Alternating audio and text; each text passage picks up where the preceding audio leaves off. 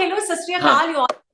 आपके श्री नवोदय टाइम्स, मैं हूँ आपके साथ नमिता सचदे, और आज हमारे साथ हैं इंडस्ट्री के बहुत ही like one of the finest directors मैं उनको बोलूंगी। और जब भी मैं उनका कोई भी काम देखती हूँ, कोई भी प्रोजेक्ट स्क्रीन पे देखती हूँ ना, तो उनकी वो ऑनेस्टी मुझे नजर आती है। ऑन माई मतलब रियल लाइफ में भी और रियल लाइफ में भी। Well, I am talking Anand L Rai, जो इस वक्त हमारे साथ है। आनंद सर, बहुत बहुत स्वागत आपका पंजाब के Shri Navodaya times. Thank you Namita, thank you so much. तो मैं यही बोल रही थी, जैसे मैंने ऑनेस्टी की बात की, मेरे को हमेशा लगता है कि आप अपने व्यूअर्स के लिए ना, I can imagine you singing that song कि मैं रहूं या ना रहूं तो मुझ में हमेशा बस, बस इतना। हाँ, इतना है मुझे। नहीं, हाँ, कहीं ना कहीं मैं फ्रॉम द डे वन, जब से फिल्में बनानी शुरू की तो एक ही चीज मन में रहती थी कि जब भी पहुंचूं, जो भी कहानी लेके पहुंचूं, पूरी सच्चाई के साथ पहुंचूं, पूरी ऑनेस्टी के साथ पहुंचूं। और जितनी भी हमारी फिल्म मेकिंग में, फिल्म बिजनेस में जो भी गणित लगाते हैं हम लोग, वो हम्म, जितना देर से मेरे पास आए उतना बेहतर। सो अच्छा। हाँ, वो जितना देर से मिले, जो कहानी महसूस हो, मैं अपनी ऑडियंस को महसूस कर सकूं, पास हो या फेल हो, दोनों में महसूस होना बहुत जरूरी है। सो एब्सोल्युटली, और कर पाते हैं आपको महसूस। हाँ, that is the only thing. मैं मुझे लगता है कि अगर कायम है ना, तो कहानियां भी आती हैं, आप हम्म, सीखते भी रहते हैं, आपको समझ भी आता, अपनी हर कहानी की हम्म, सफलता और असफलता के साथ आप सीखते रहते हैं कि आप इमोशन में कहाँ तक पहुंचे। Hmm, so it's a personal growth also, to stay honest. Absolutely. और ऑडियंस का भी कहीं ना कहीं मुझे लगता है कंटेंट के साथ एक ऐसा रिश्ता होता है ना, इट्स लाइक फूड। जो कंटेंट और ऑडियंस का रिश्ता है, you serve them food, they will cherish it. You don't serve them, they will not take a second bite. What do you have to say? So well said Namita. मेरे लिए खाना भी एक emotion, absolutely. Food is also emotion. वो, और मेरा हमेशा से मानना है कि आप, जो आपने बताया कि फिल्म्स या ऑडियंस और खाने में एक बड़ा कॉमन चीज है। आप फिल्में भी उनके साथ देखते हैं या उनके लिए बनाते हैं जिनके साथ आप अटैच होते हैं, और खाना भी, आप अपनों के साथ खाना पसंद करते हैं और अपनों के लिए बनाना पसंद करते हैं। अच्छा, जैसे हम ऑनेस्टी की बात कर ही रहे हैं, जिस तरह से आप परोसते हैं अपनी फिल्में, अपने प्रोजेक्ट्स को पूरी सच्चाई के साथ दर्शकों के साथ में, what is your process of conceiving any story, sir? सबसे पहले नमिता, दिल। इस वक्त, अब मुझे लगभग 30 साल हो गए इस हम्म, इंडस्ट्री। हम्म, 30 साल मतलब मैं अपनी अर्ली ट्वेंटीज में था, अब अर्ली फिफ्टीज में हूँ। तो मैं भी ग्रो किया हूँ हर कहानी के साथ। अ, तनु भानु जब बना रहा था, तो एक एक सर्टेन एज थी, एक तरह की कहानी मुझे बोलने का मन था, और ऑडियंस तक पहुंचने का मन था। मतलब hmm, I, more than when somebody says a film maker, I call myself a story teller. I love to remain in, मैं कहानियों से जुड़ा रहूं किसी तरीके से, और मैं अपनी कहानियां लेके पहुंचूं। हर कहानी के साथ आप बदलते हैं। तनुज मनु ने मुझे कुछ सिखाया, फिर रांझना ने कुछ सिखाया, फिर तनुज मनु रिटर्न्स ने मुझे कुछ सिखाया। और जब हर फिल्म से कुछ सीखता रहता हूँ, हीरो ने मुझे कुछ सिखाया, रक्षाबंधन ने, अतरंगी रे ने, तो हर कहानी के साथ मैं ना, as a good student of cinema, मैं कुछ सीखना चाहता हूँ, and I want to apply this. मतलब बहुत क्लियर जवाब नहीं मिलते हैं। तनुज मनु चलने पे भी मुझे ये जवाब नहीं मिला कि ये क्यों चली, और जीरो या रक्षाबंधन ना चलने पे भी मुझे क्लियर जवाब नहीं मिला। तो यही जो रिश्ता है ऑडियंस और मेरा, वो जो महसूसियत का रिश्ता है, वो समझ के, उसमें से एक एक निचोड़, उससे एक समझ, वो फिर मैं अपनी अगली कहानी पे अप्लाई करता हूँ। हाँ, एक कोशिश मेरी हमेशा रही है नमिता इस चीज में, कि मेरे अंदर कहानी सुनाते वक्त कोई डर ना आए। Very nice. मैं डर के कहानी नहीं सुनाना चाहता। मुझे पास और फेलियर का डर नहीं लगता। मुझे मुझे इस चीज का डर लगता है कि कहीं मैं डर के कहानी तो नहीं सुना रहा, कहीं सिर्फ इसलिए तो नहीं कहानी सुना रहा कि ऐसी बनाऊंगा तो लोगों को पसंद आ जाएगी। मैं कहानी इसलिए सुनाना चाहता हूँ कि ये कहानी मैं उनके दिल तक पहुंचाना चाहता जो आपके अंदर हूँ, है ये वो उन तक पहुंचाना वो चाहते पहुंचाना। हैं। वो बनाते वक्त अगर मैं डर गया ना, एक हम्म, डर के साथ कहानी सुनाई है, उसके साथ जो मैंने बोला कि मेरा गणित बहुत लेट आता है, हम्म, मैं मैथमेटिक्स बहुत लेट अप्लाई करता हूँ कि ऐसी सी चीज कर दो तो ऑडियंस को पसंद आ जाएगी। एक काम करते हैं, इसमें ना हल्का सा ना कॉमेडी एलिमेंट बढ़ा देते हैं। ये जो गणित होती है, ये जो एक फिल्म कैलकुलेशन करते हैं ऐसे। कैलकुलेटेड मूव्स, हम्म। उससे मैं बचना चाहता हूँ। मैं हम्म। उसको डर बोलता हूँ। हम्म। मैं उस चीज को डर बोलता हूँ। सो कहीं ना कहीं बस यही, आई आई प्रे दैट मेरे अंदर कभी कभी भी कोई हम्म। कहानी सुनाते वक्त डर ना आए। विश्वास, ऑडियंस पे विश्वास, और हम्म। उन्होंने अगर मेरी पिछली फिल्म अप्रिशिएट की है तो, और अगर उन्हें कुछ अच्छा नहीं लगा है तो उससे हम्म। सीखूं। और एक चीज जरूर मैं जानना चाहूंगी, अभी now that your film Raksha Bandhan is coming on television, तो इसके जी, पीछे का क्या थॉट था या कोई विजन था कि इसको लेकर आना है या और दर्शकों तक पहुंचाना है इसे अभी? रक्षाबंधन अभी थिएटर्स पे भी आ गई, और कुछ लोगों को अच्छी लगी, बहुत सारे लोगों को नहीं अच्छी लगी। कुछ लोग थिएटर्स गए, बहुत सारे लोग थिएटर्स नहीं गए। हम्म। जब हम बना भी रहे थे तो मुझे ये पता था कि मैं अ, एक चीज अगेन, मैं बिल्कुल डरा हुआ नहीं था और मैं बिल्कुल डिसऑनेस्ट नहीं था। मैं इस तरह की कहानी सुनाना चाह रहा था और मेरे मन में ये था कि मैं शायद ये कहानी बना के एक लार्ज ऑडियंस तक, जो कि मेरा मेरा असली हिंदुस्तान है, मैं वहां तक पहुंच पाऊं। हम्म। जो शायद एक बॉक्स ऑफिस नंबर्स नहीं दिखा रहे वैसा। बट बनाते वक्त भी ना नमिता, मुझे ये पता था कि ये फिल्म जब हम्म। भी अपनी थिएटर की जर्नी के बाद, अपनी ओटीटी की जर्नी के बाद, जब ये सैटेलाइट पे पहुंचेगी तो इसकी इसकी एक लार्जर ऑडियंस, इसका एक लार्जर व्यूअर सेक्शन इसका इंतजार कर रहा है। ऐसा मुझे तब भी बनाते वक्त भी पता था कि इसकी अपनी थिएटर और ओटीटी की जर्नी के बाद एक और जर्नी बहुत राइट। इंपॉर्टेंट रहेगी, जो शायद मैं अपनी और किसी फिल्म के बारे में, बाकी सबने भी टेलीविजन पे अच्छा रिस्पांस दिया, हम्म। बट इस कहानी को लेके कहीं ना कहीं मैं ज्यादा श्योर था कि इसको एक लार्जर ऑडियंस इसको टीवी पे मिलेगी। हम्म। मैंने ये नहीं सोचा था कि थिएटर में नहीं मिलेगी, पर मुझे ये जरूर पता था कि इसका टेलीविजन, क्योंकि मैंने इसकी लेयरिंग, इसकी सिंप्लिसिटी एक बहुत ही मिडिल क्लास ग्राउंडिंग के आसपास रखी हुई, हम्म। जो हमारी मेजर टेलीविजन व्यूइंग ऑडियंस। हम्म।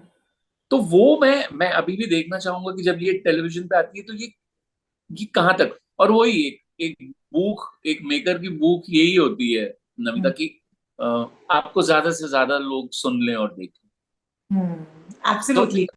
तो रक्षाबंधन जैसी कहानी मेरे लिए क्रूशियल और इम्पोर्टेंट है। और मैं बड़ा खुश हूं कि ये एक अच्छे प्राइम टाइम पे टेलीविजन पे दिखाई जाएगी, और मुझे मेरे ऑडियंस का प्यार, जो मेरे लिए बहुत जरूरी है, वो मिलेगा। एब्सोल्युटली वो मिलना ही चाहिए, मुझे लगता है जो ड्यू है वो मिलना चाहिए।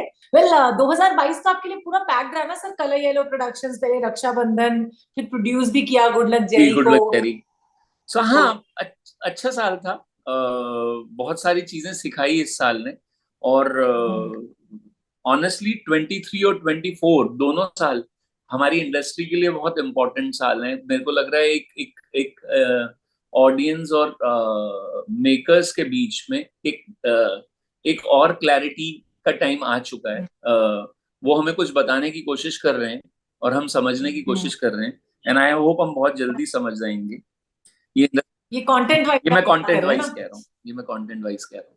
ऐसा मुझे लगता है, ये बड़ा पर्सनल है। कहीं ना कहीं एक एक हल्की सी नाराजगी है ऑडियंस की, मेकर्स की तरफ, जो कि वो कभी भी आपको कभी ऑडियंस ऐसे बाय फेस नहीं दिखती ना। यस आप यस। तो मुझे वो हल्की सी नाराजगी महसूस हो रही है, और कहीं ना कहीं हम चूक रहे हैं। कहीं ना कहीं जो होता है ना कि वक्त के साथ हमें और उन्हें एक साथ आगे बढ़ना है। कहीं ना कहीं वो हमसे आगे चले गए हैं और हम उनसे थोड़ा पीछे रह गए। उनकी समझदार, जैसे मैं कहता हूँ ना, एक मेकर जब अपनी कहानी सुनाने उतरता है तो उसका इंडल्ज करना वाजिब है। वो अपनी कहानी सुनाते वक्त इंडल्ज करता है, कोई भी कहानी सुनाते वक्त वो इंडल्ज करता है।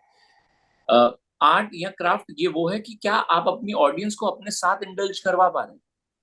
एब्सोल्युटली, आई अगर एग्री। आप उन्हें इंडल्ज करवा जाते हैं और वो आपके साथ आपकी कहानी पे आ जाते हैं, सो वो एक सक्सेस का रूप ले लेती है। कई बार आप इंडल्ज कर जाते हैं पर आप अपनी ऑडियंस को इंडल्ज नहीं करा पाते, तो वो फिर सक्सेस का रूप नहीं ले पाती। सो अभी जो हम लोगों में जो गैप है, जिस तरह का माहौल है, जिस तरह की कहानियां उन्हें सुननी है, शायद हम नहीं सुना पा रहे हैं, वो जानना हमारे लिए बहुत जरूरी है। सो इट इज एक रेट्रोस्पेक्ट में हमें जाके समझना पड़ेगा पिछले 1 1.5 2 साल में हम हमारी कौन सी चीज मोहब्बत से उन्होंने दी और कौन सी चीज हम उन तक नहीं पहुंचा पाए, और वो अप्लाई होना चाहिए 23 24 में। बिल्कुल। अच्छा, अभी तो मुझे लगता है पैंडेमिक के बाद से लोगों का ये जो राइवलरी है ना थिएटर्स और ओटीटी प्लेटफॉर्म्स के बीच में डिफरेंशिएट कर पाने का, वो भी अभी तक खत्म नहीं हो पा रहा है। मतलब दे आर नॉट रियलाइजिंग कि कौन सी फिल्म उनको थिएटर्स में देखना है, या even for the film makers in fact. हाँ, ये मेनली फॉर फिल्म मेकर, शायद हम उनके लिए इस प्रॉपरली डिफरेंशिएट नहीं कर पा रहे। हम ये नहीं बोल पा रहे हैं खुद भी जब हम बनाने उतर रहे हैं कि यार ये कहानी, क्योंकि इसका एक सिंपल सा लॉजिक है। आज से 10 साल पहले मतलब मैं अब अपना ही एग्जांपल दे देता हूँ। जब मैं तनु भानु बना रहा था, तो मेरे पास मुझे ये पता था कि मुझे ये कहानी अपनी ऑडियंस तक पहुंचानी है और मेरे पास एक ही जरिए, थिएटर्स, राइट। जब से ओटीटी आया, जिस पॉइंट से ओटीटी आया, जब से डिजिटल प्लेटफॉर्म आए, हमारी कहानियां अपना प्लेटफॉर्म नहीं चुन पा रही। हम अपनी कहानियों को लेके हमें एक और वो मिल गया प्लेटफॉर्म। हमें पता चल गया थिएटर्स भी हैं और ओटीटी भी हैं। दो मीडियम्स हो गए। दो मीडियम हो गए। अब इन दो मीडियम्स के थ्रू ये हमारे पास क्लैरिटी होनी चाहिए कि यार ये कहानी क्या हुआ। एक पूरा 1 2 साल पता है वो वाला फेज चला, कोई बात नहीं, अगर थिएटर पे नहीं आ रही है तो ओटीटी पे दे देते हैं। Yes. Right, but that's not the right thing to do, no. आप जब थिएटर के लिए फिल्म बना रहे हैं और आप बोल रहे हैं कोई बात नहीं, अब अगर इसको थिएटर नहीं मिल रहे, जो कि हमने फेस देखा पैंडेमिक में, यार थिएटर्स बंद है, ओटीटी पे दे दो। ओटीटी के लिए एक अलग कहानी है, ये समझना पड़ेगा। ओटीटी पे चला जो फिल्म कहानियां आती हैं वो अलग कहानी है। ये जरूरी नहीं है जो थिएटर में नहीं चल रही है वो ओटीटी की कहानी। ये समझना इंपॉर्टेंट है, आई थिंक। ये यस। समझना इंपॉर्टेंट है, ये समझना इंपॉर्टेंट है। ये मुझे पता चलना बहुत जरूरी है खुद के लिए एज अ मेकर कि यार ये अब मेरे अगर दो मीडियम है तो ये मैं नहीं कर सकता। अच्छा, एक मीडियम बड़ा एक मीडियम छोटा नहीं है मेरे लिए, ये दोनों बड़े मीडियम है। तो मैं ये नहीं कर सकता अच्छा कोई बात नहीं अगर थिएटर पे नहीं आई तो ओटीटी पे दे देंगे। This is a wrong process. I think we are suffering because of this. We have to be very clear with our stories, then only we will be able to hit the target, or we will reach the heart of our audience. Otherwise ये दिक्कत हमारे लिए चलती रहेगी। We need that clarity of our stories, for which medium we are saying. Absolutely sir. अच्छा, आपने best of the people के साथ काम किया इंडस्ट्री में, एक्टर्स की मैं बात कर रही हूँ। So according to you, I am sure कि आपके लिए सभी एक्टर्स अच्छे ही होंगे जिनके साथ आपने काम किया है, बट अभी तक अगर मतलब ऐसा मार्क करना हो कि इनके साथ काम करके लेना अपनी फिल्म या कोलैबोरेट करना सबसे बेस्ट रहा आप तक, तो वो क्या होगा आपका इसके लिए जवाब? मेरे सब बहुत ये मेरे लिए बहुत मुश्किल सवाल है उसके ना एक कैसे रखूं इस बात को। मेरे जैसे इंसान के लिए, मैं डायरेक्टर भी नहीं बोल रहा हूँ, स्टोरी टेलर भी नहीं बोल रहा, मेरे जैसे इंसान के लिए कहानी सुनाना या फिल्म बनाना बहुत मुश्किल हो जाएगा अगर मैं प्यार में नहीं हूं। सो मैं ये हमेशा बोलता हूँ और मैं बोलता रहूंगा कि I am very thankful to my actors, to my technicians who let me fall in love with. अगर मैं अपने एक्टर की मोहब्बत में नहीं हूं ना नमिता, मुझसे बुरा स्टोरी टेलर है ही नहीं, मैं मेरे से बुरा डायरेक्टर कोई नहीं। मेरा प्यार में होना बहुत जरूरी है। और अगर आप मेरे से उनमें से चुनने के लिए बोलेंगी तो आप मेरे लिए बड़ा मुश्किल इसलिए हो जाएगा क्योंकि मैं अपने एक्टर की इतनी मोहब्बत में होता हूँ। मैं धनुष से लेके खान साहब से लेके, अक्षय सर से लेके, कंगना से लेके, सोनम से लेके, सारा से लेके, मैं नाम लेता जाऊंगा, और मैं लिस्ट। इतनी हूँ कि मैं अपनी फिल्म के साथ खत्म नहीं होता हूँ। बिल्कुल। फिल्म, मैं बिल्कुल, मैं आज भी जब मैं नाम ले रहा हूँ उनके, तो मेरे अंदर एक इमोशन जनरेट हो रहा है। एब्सोल्युटली। मैं आपसे बात करते करते उन लोगों को मिस करने लगता हूँ। हाँ, so sweet. So for me to pick one and say, यार मैं इनके साथ, हाँ, मैंने मैंने मैंने जनरली बहुत एंजॉय किया है।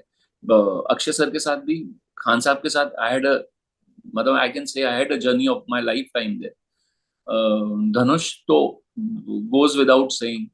तो मेरे एक्टर्स, मैं जेन्युइनली इनसे बहुत ज्यादा अटैच हूँ। और आई मैं इस चीज को लेके, जिसको कहते हैं ना, आई फील वेरी हैप्पी कि उनके बारे में बात करते करते मैं इमोशनल हो जाता हूँ। तो ये मेरे साथ रहना जरूरी है।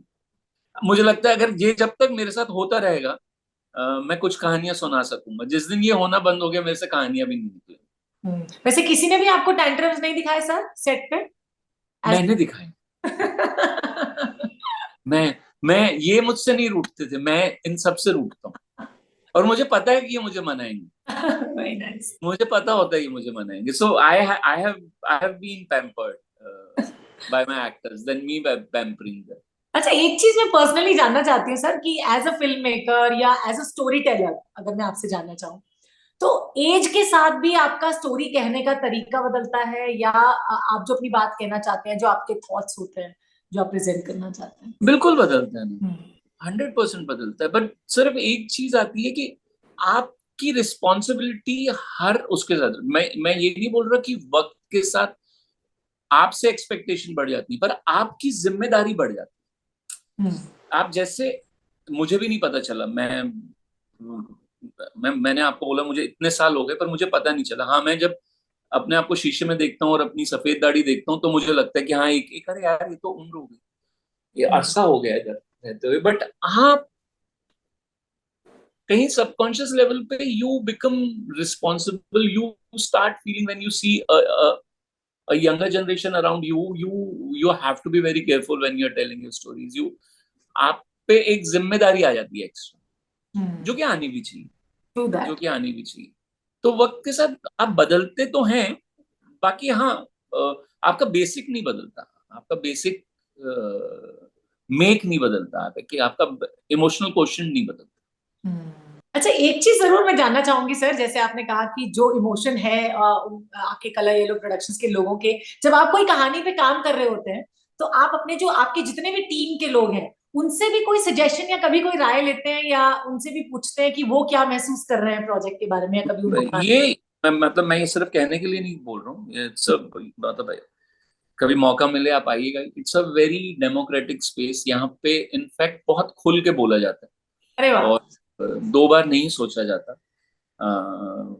मेरे पास, मैं इस बात को बहुत प्राउडली बोल सकता हूँ कि मेरे घर पे ही बहुत सारे क्रिटिक्स हैं मेरे। और हाँ। पर हाँ, हम लड़ते हैं, झगड़ते हैं, फिर साथ में खाना खाते हैं, फिर लड़ते हैं, फिर कुछ नाश्ता मंगाते हैं, फिर वो नाश्ता करते हैं, फिर लड़ते हैं, पर जाने से पहले, अपने अपने घर लौटने से पहले चेहरों पे मुस्कुराहट होती है, जो कि बहुत जरूरी है। सो हाँ, ये यहाँ पे हाँ, हम ये प्रोडक्शन हाउस बहुत जल्दी खुश नहीं होता एक दूसरे से, जो कि मुझे अच्छा। अच्छा ओके। खास करके कहानियों को लेके। तो वो बहुत अच्छा है। हम लोग और एंजॉय करते हैं ना मीता, सबसे अच्छी बात यह है कि हम लोग ना अपनी कहानियों को एंजॉय करते हैं। बिल्कुल, एक ही कोशिश होती है कि हम लोग ऑडियंस के पास एंटरटेनमेंट लेके पहुंचे, उनको मजा आए ये कहानी सुनने में। बाकी हाँ, मुझे, जो मेरी कोशिश जो अपने लिए, वही प्रोडक्शन हाउस कि जितना फियरलेस हो सके, जितनी दबंगता आ सके, उतनी लेके आए। and like one thing, or like that you want to be remembered in the hearts of your audiences or your fans, कैसे आप like जाने जाना चाहते हैं? कैसे जाना जाना चाहती हूँ, यही कि यार इन्होंने बहुत कोशिश की, और मेहनत की, और दिल से कहानियां। हाँ, ये एक चीज मेरे को हमेशा कि यार जो भी कहानी सुनाई, दिल से सुनाई। वो बहुत जरूरी है। अगर मैं ऑडियंस के पास उतना रह जाऊं ना कि यार यहाँ से आती हुई जो भी कहानी थी दिल से थी, नीयत में खोट नहीं था, ये बहुत जरूरी है कि मेरी ऑडियंस ये जरूर बोले कि जब ये कहानी सुना रहा था इसके नीयत में खोट नहीं। Thank you so much sir for talking to us in Punjab Kesari thank Navodaya. You, thank you very much, God bless.